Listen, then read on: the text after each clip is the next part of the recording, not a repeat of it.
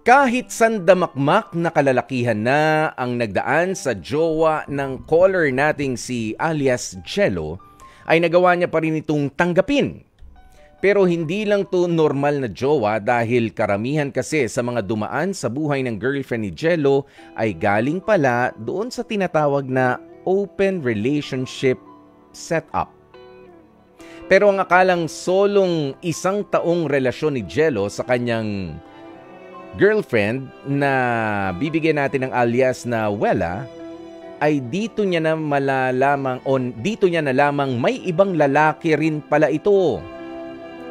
Kaya ngayon si Jello litong-lito at hindi alam kung ano ang gagawin sa kanyang girlfriend. Jello, magandang tanghali sa'yo. Magandang tanghali din po, Kuya Paul. Ayan, okay. Linawin lamang natin yung open relationship setup na pinasok ng girlfriend mo bago ka dumating sa buhay niya. Ibig sabihin po kasi nito, para sa mga hindi nakakaunawa, i-explain mo nga, Jello. Okay po. Bali, ang open relationship po is parang meron po kayong jowa. Pero yung jowa niyo po is nakikipag-meet up or nakikipagkita pa rin po sa ibang tao. Then parang mutual decision niyo po yung dalawa na pwede po yung ganun. Yeah.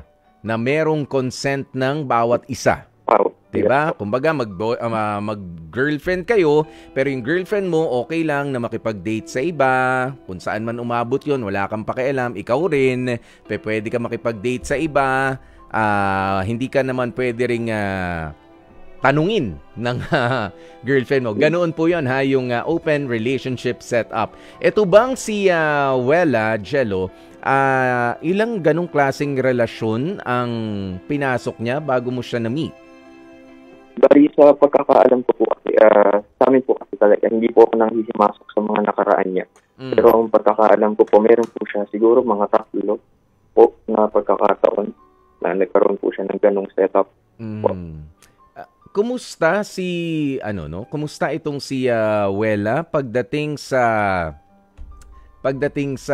mga intimate moments ninyo? Active ba siya? To be honest po.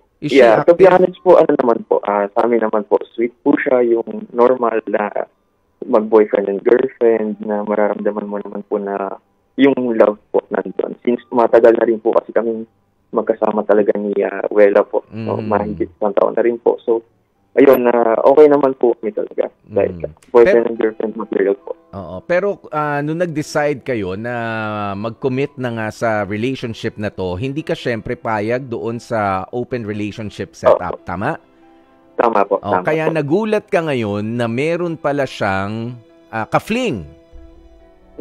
Okay. Paano mo naman nalaman na meron siyang ka-fling? Confirmed ba ito, Jello?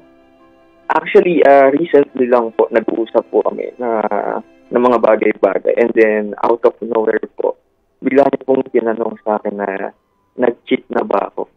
And then, ako po, nagulat syempre. Pero sumagot naman din po ako agad na sabi ko, hindi pa. And then, syempre, out of curiosity po, Kuya Poy, binali ko po sa kanya yung tanong. Sabi ko, ikaw ba, nag-cheat ka na ba? Then, ayun po, bigla po niyang sinabi na nung nagkaroon daw po kami ng away, yung misunderstanding po, meron daw po siyang mini-meet na lalaki daw po. Mini-meet? Meaning, hindi lang isang beses, maraming beses, multiple times. Opo. Okay, tapos, malalim yung pagsasamang yon o ano lang, fubu-fubu, fun buddy? Actually, nung sinabi niya po yun, hindi ko na po masyadong tinanong yung details. Kasi parang much more na nagulat po talaga ako kasi hindi ko po talaga alam na medyo po pala siyang nangyari po nung nag-away po kami. Pero sa pagkakaalam ko naman po, ang sinabi lang po niya is nakikita lang po sila. Talaga. Nagkikita kasi nagkikita could mean anything. From parang mag-aano lang over coffee, 'di ba? Mag-uusap lang kayo or alam mo na, no, over your partner, masakit mga ganyan. Hindi mo nilinaw kung paano. Actually po, gusto ko po talagang linawin, tanungin po siya directly, pero mas nangibabaw po talaga yung, syempre po, nagulat po talaga ako, nasaktan din po ako, kasi first time ko lang din po malaman po sa kanya. So, bali, instead of tanungin ko po siya directly, na nahimik naman po ako saglit. for the meantime. And inaantay ko po siyang mag-explain na lang kung ano po yung sasabihin po niya. Alam mo, Jello, isa ko pang itatanong sa'yo. Sorry pero sexually active ba itong si Wela? To be honest po, yes po. Ito ba yung tipo na siya yung nagyaya sa'yo, ganyan, tapos adventurous ba siya pagdating sa usapin ng sex? Opo, siya po madalas talaga yung kumbaga nag-initiate po sa aming dalawa. Hindi ko hinuhusgahan ang girlfriend mo na kung yan yung bata pa naman no? Ilang taon lang ba yung girlfriend mo? 26 po. Oh yeah, 26. So, hindi na rin ganun ka bata para naghuhumiyaw yung hormones. Ayan, pero talagang mas sexually active siya kesa sa'yo. Tapos, ganyan nga siya, pumapayag siya sa mga open kind of relationship na setup noon bago kayo nagkita. At ngayon, umamin siya na nag-cheat siya sa'yo nung nagkatampuhan kayo. Ayan, dun ba sa mga bagay na yon, ano yung nagpapakilala yung girlfriend mo sa'yo? Nagbabago ba ang pagtingin mo sa kanya?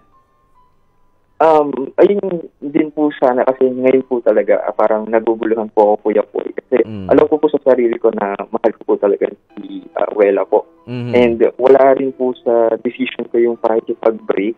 Wala po siya dun sa decision ko ngayon po. Pero ang ano ko po kasi nagda-doubt na po ako sa kanya kasi parang nagawa niya po once. May tendency po na baka magawa niya po ulit.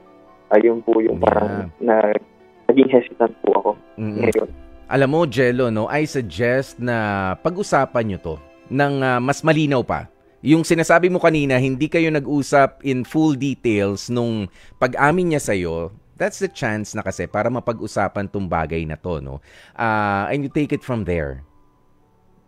Hindi tayo kasi we can only assume kapag ganito. Kaya nga sabi ko sa iyo kanina, okay, nakipag-meet siya, meron siya mini-meet nung nagtampuhan kayo. Anong klaseng meet 'yan? Kausap lang ba? Kasi kung hindi niya naman siguro sasabihin na nag-cheat siya, kung friend niya lang naman yung kinita niya. 'Di ba? Kaya you take the cue from there. O na talaga meron siyang ginawa. Pero to what extent, ikaw ba kaya mong lunukin? Halimbawa, Jello, ito situational na tanong. Papaano kung malaman mo na nakipagsiping nga siya, he slept with another guy nung nagkatampuhan kayo? Anong response mo ron? At sinabi niya sa'yo yan? Siguro po, sasabihin ko naman na kung before naman na po yun and kung narinig ko naman po yung explanation niya kung bakit niya po nagawa yun, siguro mapapatawad ko pa rin po kasi siya kasi talagang mahal ko po talaga kasi si Wela. Anong klase yung tampuhan nyo ba nun nung kung naalala mo? Yung naging away po kasi namin more on sa attention din po kasi nagkasabay-sabay po yung family problem, financial problems, then nawalan po ako ng time sa kanya. Parang emotionally unstable po ako that time. So, hindi pa po ako nakakapag-communicate sa kanya that time.